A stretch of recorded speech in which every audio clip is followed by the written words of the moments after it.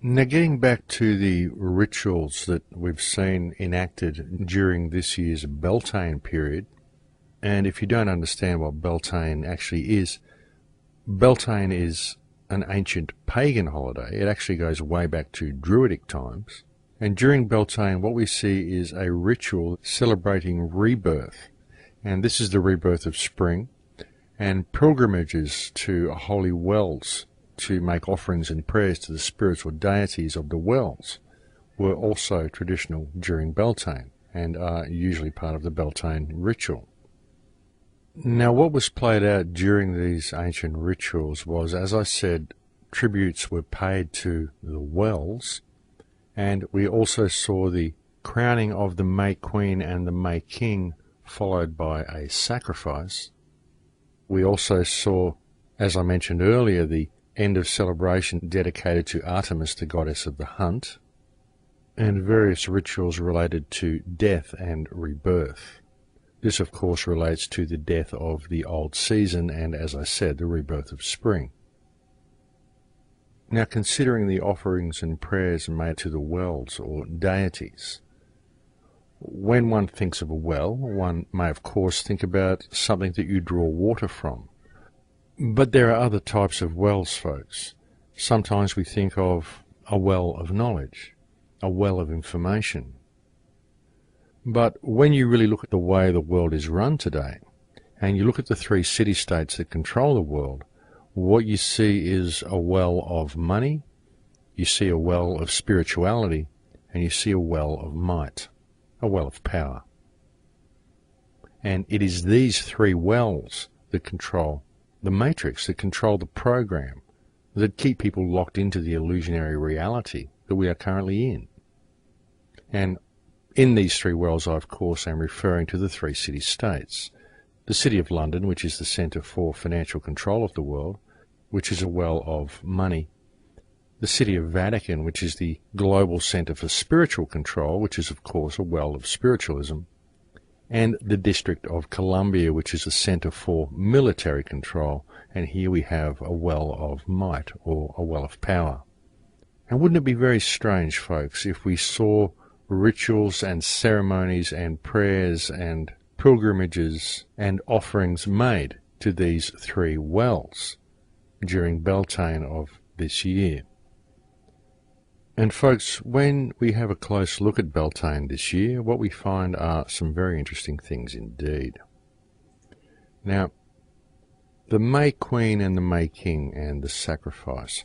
What we see this year is that Kate Middleton married Prince William on April 29th, and this, just coincidentally of course, coincides with not only Hitler's wedding, but also with the celebration of St. Catherine of Siena becoming the May Queen.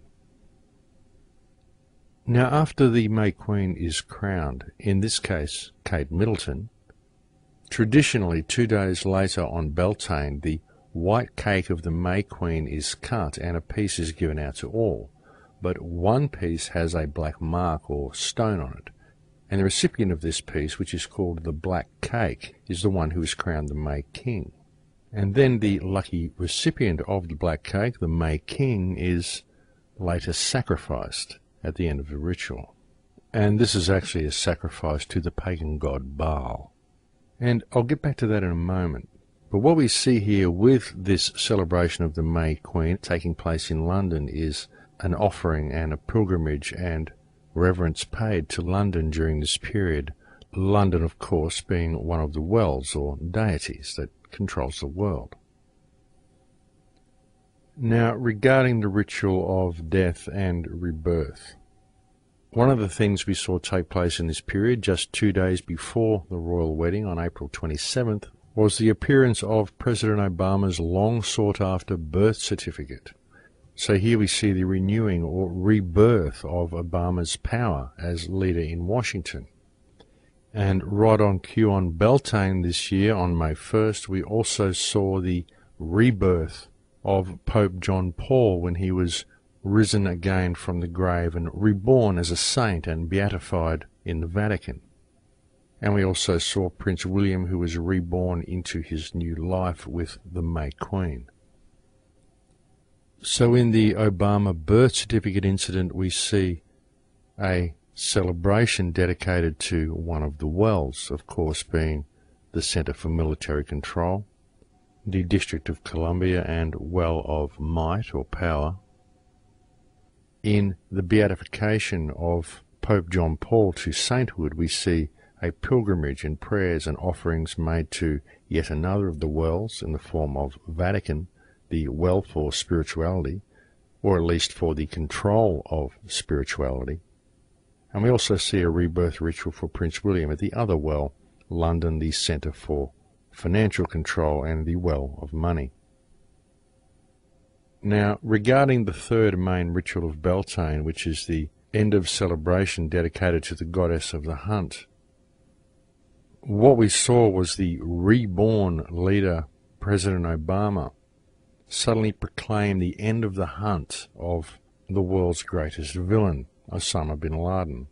And in Washington, D.C., we saw a pilgrimage and celebration that ensued, mainly around the White House, which is just below the Cydonia district, which is located just above the White House, which is, of course, shaped like an inverted star or pentagram. So again, we see the third main ritual of Beltane taking place, and we also see a pilgrimage and a celebration and an offering made to one of the wells.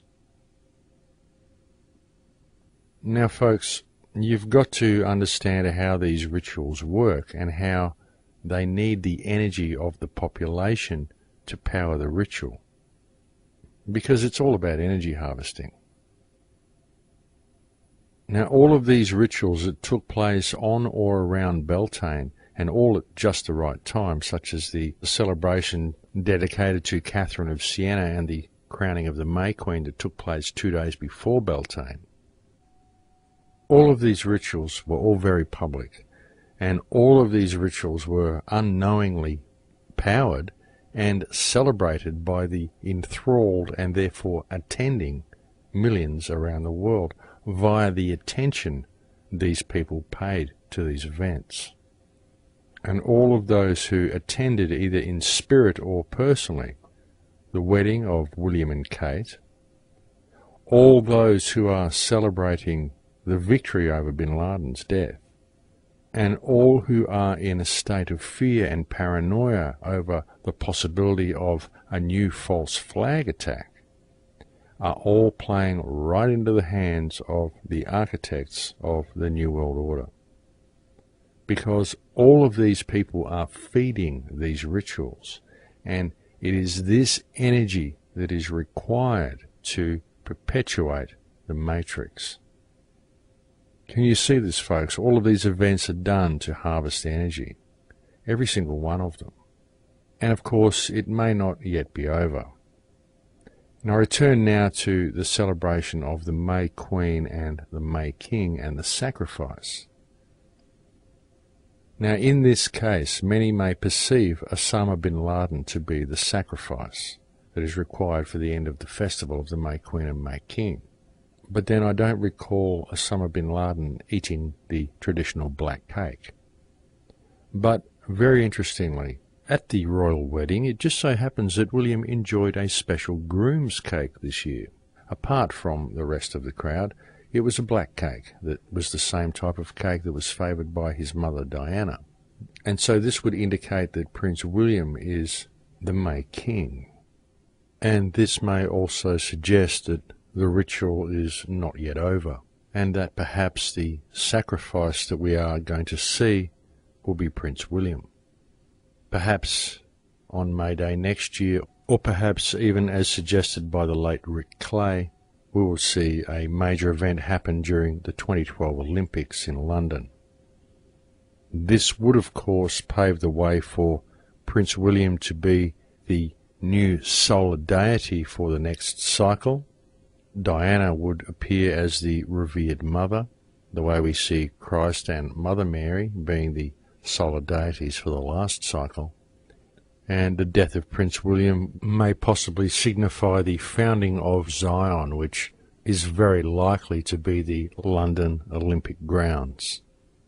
and this is of course supported by the poem Jerusalem by well-known Freemason William Blake, in which he states, "I will not cease from mental fight, nor shall my sword sleep in my hand, till we have built Jerusalem in England's green and pleasant land."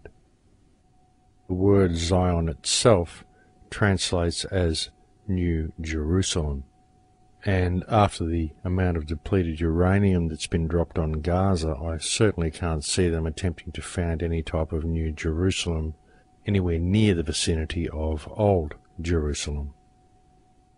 And look, folks, by referring to Christ and the Virgin Mary then as the solar deities for the previous cycle, I'm not belittling Christianity in any way at all. I'm simply attempting to explain to you how these people operate.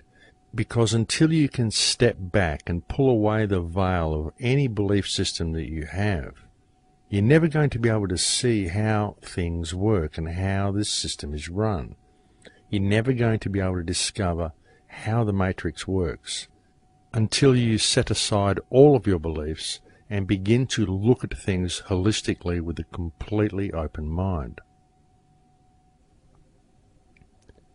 And I think it's about break time here now, folks, so that's a little bit for you to think about for the next couple of minutes, and I'll speak to you again after the break. Thank you very much for listening.